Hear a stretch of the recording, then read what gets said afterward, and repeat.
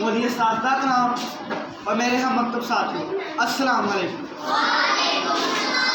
आज इस ऐवान में जो मौजूद ज़ेर बहस है उसे लफ्ज़ों की माला में यूँ परोया गया है, कलम तलवार से ताकतवर है। जनाब सर, मुझे उन लोगों के खाम ख्याली पर रोना आता है जो इस बात के हामी हैं एक कलम तलवार से ताकतवर है। जनाब सर, आज आपके हुजूर मैं इस बात को साबित करूंगा कि तलवार कलम से ताकतवर है। जनाब सर, अल्लाह ताला फरमाता है और जहाँ तक मुमकिन हो काफिरों के मुकाबले के लिए कुव्वत और जंगी घोड़े तैयार रखो, जिससे तुम अल्लाह अपने दुश्मनों और उन दूसरे दुश्मनों को खौफजदा कर सको। यही वो ताकत का अमली मुजाहरा है जिसकी शक्ल फतह मक्का से होती हुई पूरी दुनिया में फैल गई। यही वो ताकत है हिंदुस्तान में पहुंची तो मोहम्मद बिन कासिम बनी।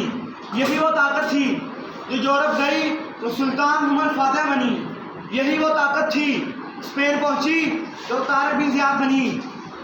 जनाब सदर, तकदीर के काजी का ये फतवा है अदल से, तकदीर के काजी का ये फतवा है अदल से, हर जुर्म ज़ईफ़ी की सज़ा मर गए मफाजा। ये दुनिया कमज़ोर लोगों के लिए नहीं है, इस दुनिया का एक असूल है, ताकतवर अदल से इस दुनिया पर राज करता आया है। ताकत ऐसी ज़ुबान है जो जानवरों और इंसानों में यकसा मकबूल है। तलवार इलामत है ताकत की, अमन की, सुकून की, जिसकी वजह से दुनिया में अमन और सुकून कायम है। जनाब सदर, अभी करीब की बात करते हैं। कश्मीर, फ़लस्तीन, लीबिया, इराक, शाम, ताइवान, यूक्रेन, क्या इन सब ममालिक में अहले इल्म या अहले कलम मौजूद नहीं? आप सबकी जेब में मोबाइल फ़ोन तो मौजूद होगा। अभी आप गूगल करके देखें, आपको ये इल्म होगा कि इन ममालिक में अहले इल्म, अहले दानिश और बेहतरीन जामियात और दरसगाहें भी मौजूद हैं। अगर इनके पास कुछ नहीं है तो ताकत नहीं है, तलवार उठाने का दमखम नहीं है।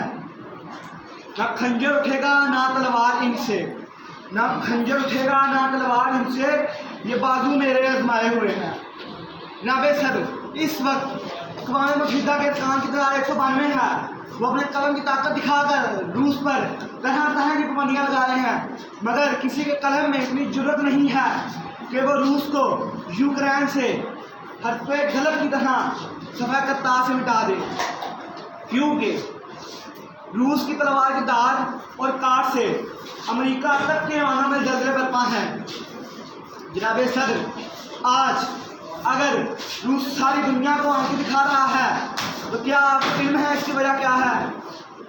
जी जनाब, मैं बताता हूँ। इसकी वजह सिर्फ तलवार है। जी हाँ, तलवार, जिसने वक्त के साथ साथ अपने मायने और मफाहीम में वुसअत अख्तियार की, जिसकी इब्तिदा लोहे तबाले से हुई और आज तलवार की जदीद तरीन शक्ल एटम बम है। जनाब सर, मैं तलवार और ताकत के नाजायज़ इस्तेमाल और खौफ राज का इसका हर दिन हामी रही हूँ। बकौले शायर, अल्लाह से दूर करे तो तालीम भी फितना, अल्लाह से दूर करे तो तालीम भी फितना, इमलाक भी औलाद भी जागीर भी फितना, नहक के लिए उठे तो शमशीर भी फितना, शमशीर ही क्या नारा तकदीर भी फितना। जनाब सर, हमें अपनी बका और हिफाजत और साबियत के लिए तलवार और ताकत का इस्तेमाल आना चाहिए, क्योंकि हमारा दीन अमन और सलामती का दर्श देता है और मेरा भी इसी पर कामिल ईमान है। जनाब सर, फैसला आप कर दें, बातें तवील हो जाएंगी, इसलिए मुझसे कर रहा हूँ। हमारा दुश्मन हिंदू वरिया जो हमसे कई गुना बड़ा मुल्क है, मुसलमानों को सफास्ती से मिटाने का उनका अज़ली था। अगर शर्मिंदा कभी नहीं हो रहा, इसकी वजह सिर्फ आपकी तलवार है। अगर तलवार न होती तो हिंदू तासब मुसलमानों की आज़ादी को सर कर चुका होता और हमारी इज्जतों को तार तार करता हुआ जय श्री राम के नारे लगाता और बादशाही और फैसल मस्जिद में किसी मंदिर का उद्घाटन कर चुका होता। जनाब सदर, मैं हज़रत इकबाल के इशारे पर इजाज़त चाहता हूँ। थे हमी एक तेरे मार का हराओं में, थे हमी एक तेरे मार का हराओं में, खुशकियों में लड़ते कभी दरियाओं में। दिए जाने कभी यूरोप के कलीसियाओं में, दिए जाने कभी यूरोप के कलीसियाओं में, कभी अफ्रीका के तपते हुए सहराओं में। शान आंखों में ना जचती थी जहांदारों की, शान आंखों में ना जचती थी जहांदारों की, कलमा पढ़ते थे हम छाँव में तलवारों की। बस।